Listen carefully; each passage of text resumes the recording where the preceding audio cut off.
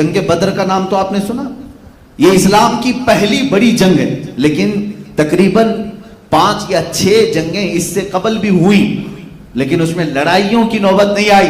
مٹبھیڑ ہوئی, وہ ادھر سے ادھر چلے گئے, ادھر سے ادھر آ, لیکن جس میں جنگ ہوئی گھمسان کی وہ بدر تھی. یہ 2 ہجری کی بات ہے. رسول پاک صلی اللہ تعالی علیہ وسلم اپنے صحابہ کو لے کر مدینہ طیبہ سے تقریباً 160 کلومیٹر دور تک تشریف لائے, اس لیے کہ ابو سفیان بہت بڑا مال کا قافلہ لے کر مکہ سے تجارت کے لیے ملک شام جا رہا ہے.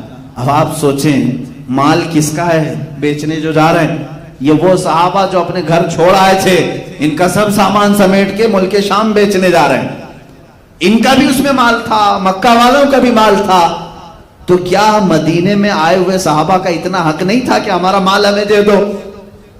صحابہ گئے, جنگ کی غرض سے نہیں گئے تھے, لڑنے کی نیت سے نہیں. جنگ کی غرض سے جاتے تو سارا سامان و ہتھیار لے کے جاتے. جنگ بدر میں جن لوگوں صحابہ کے ساتھ جو سامان تھا, تاریخ پڑھیں گے تو آپ کو حیرت ہوگی. 313 مسلمان ہیں, ان میں 8 گھوڑے ہیں, 8 یا 12 یا جو بھی, 1 عشرے سے زیادہ گھوڑے نہیں, سب پیدل ہیں, اور اکثر کے پاس تلواریں نہیں. بعض صحابہ کہتے ہیں کچھ لوگوں کے پاس تلواریں ہیں تو ایسی کہ سبزی بھی نہیں کٹتی تھی اس سے. یہ بدر میں جانے والے صحابہ ننگے پیر چل رہے ہیں, اور جب بدر کے میدان کے قریب پہنچے, یہاں تو صرف مطالبہ کرنا تھا, جو ہمارا مال مکہ میں ہم چھوڑ آئے تم بیچنے کے لیے ملک شام لے جا رہے ہیں, ہمیں دے دو ہمارا مال. لیکن ابو سفیان راستہ کاٹ کر کے ملک شام پہنچ بھی گیا, تجارت بھی کیا, نفع بھی کمایا, واپس مکہ بھی پہنچ گیا, مکہ چلا گیا. لیکن ابو سفیان نے پہلے سے مکہ خبر بھیج دی تھی, اے مکہ والو, محمد صلی اللہ علیہ وسلم اپنے ساتھیوں کے ساتھ مدینے سے باہر آ چکے ہیں, ہمارا قافلہ لوٹ لیں گے, مال سب ختم ہو جائے گا, تم سب آ جاؤ.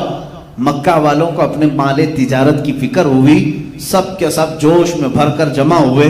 تقریباً 1000 لوگ جمع ہوئے, ہتھیار بھی لیے, تلوار بھی لیے, گھوڑے بھی, ہاتھی بھی, اونٹ بھی, سب سامان کے ساتھ نکلے اور بدر میں آئے.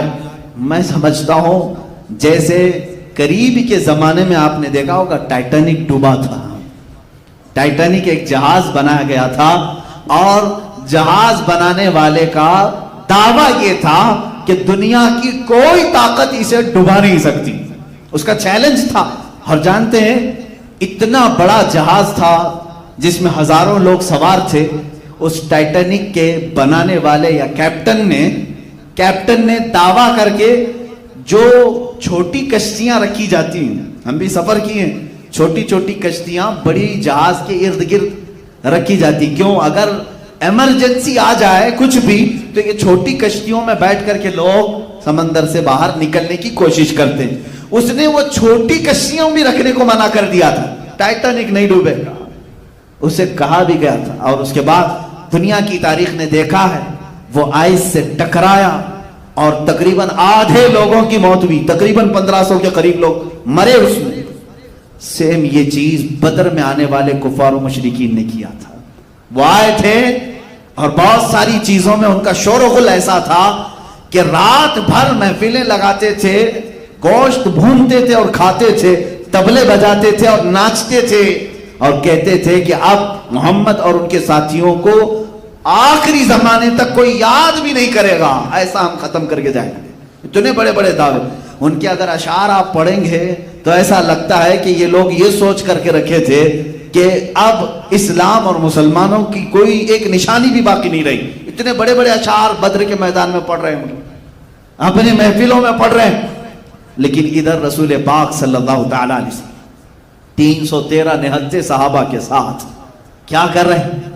رات کے وقت صحابہ نے دیکھا آقا 1000 سے زیادہ تعداد میں ہتھیار سے لیس ہیں اور وہ ہمارے مقابل میں آئے ہیں. اس میں ایسے نہیں کہ چھوٹے پوٹے سب, بلکہ بڑے بڑے پہلوان وہ جمع کر کے لائیں. حضور پاک صلی اللہ تعالی علیہ وسلم کے ساتھ جو صحابہ ہیں یہ فاقہ کش نہتے ہیں, بھوک کے مارے. حضور صلی اللہ علیہ وسلم کی بارگاہ میں سبوں نے عرض کیا, میرے آقا نے فرمایا یہاں میدان تک آنا ہمارا کام تھا, میدان تک نکل کر آنا ہمارا کام تھا, اس کے بعد فتح دلانا مولا کا کام. تم قائم رہو، تم قائم رہو. اور رات کے وقت میرے آقا دعا یوں فرماتے ہیں، اے بار الہا، یہ مسلمان فوج جو تیرے کلمے کو قائم کرنے کے لیے نکلی ہے، اگر تو نے اسے فتح نہ دی تو پھر قیامت تک تیرا سجدہ کرنے والا کوئی نہیں آئے گا. حضور پاک صلی اللہ تعالی علیہ وسلم کی یہ شان مناجات دیکھیں، اللہ سے یوں دعا کر رہے ہیں، اور اس کے بعد خود لکڑی لے کر کے صحابہ کو کہہ بھی رہے ہیں کہ دیکھنا یہاں فلاں مرے گا، فلاں مرے گا، فلاں مرے گا. کیوں؟ صحابہ کے دل بندھانے کے لیے، تسلی دینے کے لیے.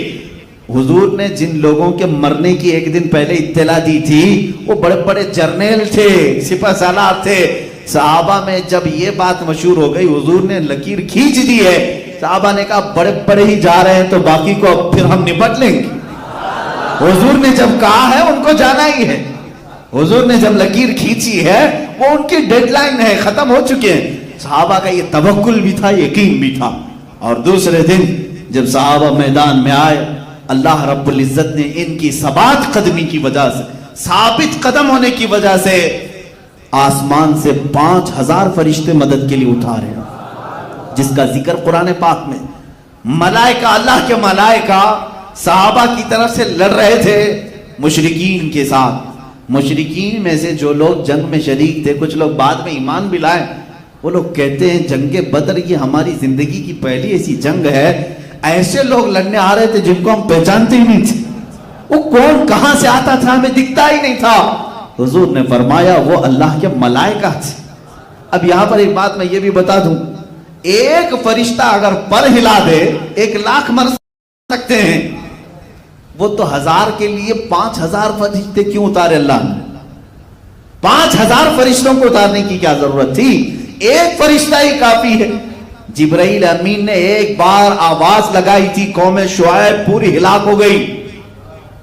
حضرت شعیب علیہ السلام کی قوم صرف ان کی ایک چنگھاڑ سے ختم ہو چکی تھی، مر گئے تھے سب.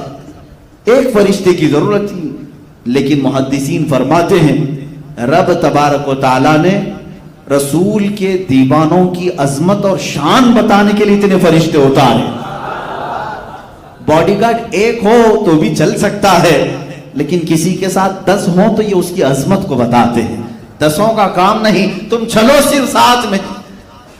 صحابہ کی عظمت و شان کے لیے 5000 ملائکہ اتارے گئے. اور اس جنگ کا نقشہ جو ہے آپ سنتے بھی رہتے ہیں، شام ہونے سے پہلے پہلے ان کے پاؤں اکھڑ گئے، میدان چھوڑ کر بھاگنے لگے. جو 1000 کی تعداد میں آئے تھے، ایک رات پہلے خوب کباب کھائے تھے، سب میدان چھوڑ کر بھاگ رہے تھے. کیونکہ ابو جہل مارا گیا تھا، عتبہ مارا گیا تھا، شیبہ مارا گیا تھا، بڑے بڑے لوگ اس میں مارے گئے تھے. اب اس میں امیہ جو حضرت بلال کا آقا تھا، مالک تھا، جو حضرت بلال کو پتھر رکھتا تھا ان کی پشت پر، رسی باندھ کر گھماتا تھا، وہ جنگ بدر میں آیا. بڑا ہٹا کٹا پہلوان، اس کو باندھ کر کے صحابہ گرا چکے تھے لیکن قتل نہیں کر رہے تھے. حضور صلی اللہ تعالی علیہ وسلم نے فرمایا بلال کو بلاؤ، اپنی پوری زندگی کی بھڑاس نکال لے. میں یہ لفظ کہہ رہا ہوں صرف آپ کے لیے، ورنہ وہ اپنے دلوں کی بھڑاس کے لیے کسی کو قتل نہیں کرتے تھے، اللہ کی رضا کے لیے. جو دشمن خدا ہے اس کو تہ دیکھ کیا ہے. عزیزان گرامی، جنگ بدر کا نقشہ پورا الٹ گیا. جیسے وہ چاہتے تھے ویسا نہیں ہوا. اللہ جیسا چاہتا ہے ویسا ہوتا ہے. شام تک یہ جنگ ختم ہوئی. میرے آقا صلی اللہ تعالی علیہ وسلم کے ہاتھ کیا کیا آیا؟ پورا مال غنیمت جو مکہ والے لے کر کے آئے تھے سب چھوڑ کر گئے. جنگوں کا نظام یہی ہے، جب کوئی فتح یاب ہو جائے تو دشمن جو مال چھوڑے اس کو کہتے ہیں مال غنیمت. مال غنیمت یہ فتح پانے والی فوج کا حصہ ہوتا ہے. وہ مال غنیمت صحابہ کو بہت سارا ہاتھ میں آیا، اور 70 لوگ قیدی بنائے گئے اور 70 لوگ مارے گئے. نقصان اسلام کا کیا ہوا تھا؟ 14 جانیں گئی تھی، 14 صحابہ شہید ہوئے تھے، بس اس کے علاوہ کچھ نہیں. ان کی ثبات قدمی اور ان کی استقامت ایسی تھی، تلواریں نہ ہو کر کے بھی اللہ کی ذات پر توکل کیسا تھا. میرے عزیزوں، اس پوری جنگ سے جو سبق ملتا ہے، اس جہاد سے، پہلی بات تو یہ ہے کہ تم چھیڑو مت. لیکن اگر تمہارے مال و متاع عزت و آبرو کے ساتھ کوئی کھلواڑ کرے, کوئی تمہارے دین پر حملہ آور ہو, تو حضور نے یہ بھی نہیں کہا تسبیح لو کہو اللہ اللہ اللہ اللہ دشمن کو ہلاک کر دے, دشمن کو ہلاک کر دے, یہ بھی نہیں. حضور نے فرمایا میدان میں باہر آؤ, اپنے جانثاروں کے ساتھ آؤ, اپنا حق مانگو. حق کا طلب کرنا یہ انسان کی اپنی زندگی کا مقصد یعنی فنڈامنٹل رائٹ ہے, اس کا حق ہے. یہ حضور پاک صلی اللہ تعالی علیہ وسلم کے ساتھ صحابہ آئے, کیا حضور مدینے میں بیٹھ کر کی دعا نہیں کر سکتے تھے؟ مسجد نبوی میں بیٹھ کر کے, جیسے آج اجتماعی دعائیں ہو رہی نا جگہ جگہ پر, اجتماعی دعا ہو رہی ہیں, اللہ اسرائیل کے منہ میں کیڑے پڑ جائیں, تم بیٹھو یہاں پر تسبیح ہلاتے رہو, دعا کرتے رہو. بعض لوگ یہ کہتے ہیں نہیں نہیں نہیں ان کے ساتھ کیا پروٹیسٹ کریں, کیا احتجاج کریں, ہم یہاں بیٹھ کر کے دعا کرتے ہیں. ابھی NRC اور CAA کے ٹائم پر میں نے بہت محسوس کیا, معاف کرنا کچھ لوگوں کی گستاخی ہو, کچھ لوگ روزہ رکھنے کی تلقین کر رہے تھے, اچھی بات ہے, جمعرات روزہ رکھو, NRC ختم ہو جائے, تسبیح پڑھو, یہ فلاں تسبیح بہت اثر ہے, یہ جلالی ذکر ہے, ذکر کرو, سب ختم ہو جائے. میرے عزیز, بعض گدھے ایسے ہوتے ہیں جو تسبیح سے نہیں جاتے, ڈنڈے سے جاتے, ورنہ تم تسبیح گھماتے رہو گے. میں نے ایک عالم صاحب کے متعلق سنا تھا, مولانا صاحب ایک کھیت بوئے ہیں, فصل ہو گئی, گدھا آ جاتا تھا, فصل کھاتا تھا. اب حضرت تسبیح لے کر بیٹھتے تھے, دعا کرتے تھے اللہ گدھے کو دور کر دے, گدھے کو دور کر دے. جیسے مشہور محاورہ ہے جل تو جلال تو آئی بلا کو ٹال تو, یہ بعض لوگ کہتے ہیں یہ تسبیح ہے بلائیں جاتی ہے اس سے, بعض لوگ کہتے ہیں. تو مولانا صاحب تسبیح پڑھتے رہتے تھے اور وہ گدھا روز کھاتا تھا, روز فصل کھاتا تھا. کچھ نوجوان تھے جو محبت کرتے تھے, انہوں نے دیکھا حضرت تو اٹھیں گے نہیں اور ان کی تسبیح ہاتھ میں ہی رہی. انہوں نے ڈنڈا اٹھایا اور گدھے کو مارا, گدھا چلا گیا, دوبارہ نہیں آیا. انہوں نے حضرت سے کہا کہ حضرت سارے گدھے تسبیح سے نہیں جاتے, کچھ گدھوں کے لیے ڈنڈا اٹھانا پڑتا ہے. اگر صرف تسبیح سے ہی جاتے تو عمر فاروق کے کوڑے کی ضرورت نہیں ہوتی. نظام تمہارا قائم ہوتا ہے, تمہارے حقوق طلب کرنے کی تمہارے اندر عادت ہونی چاہیے.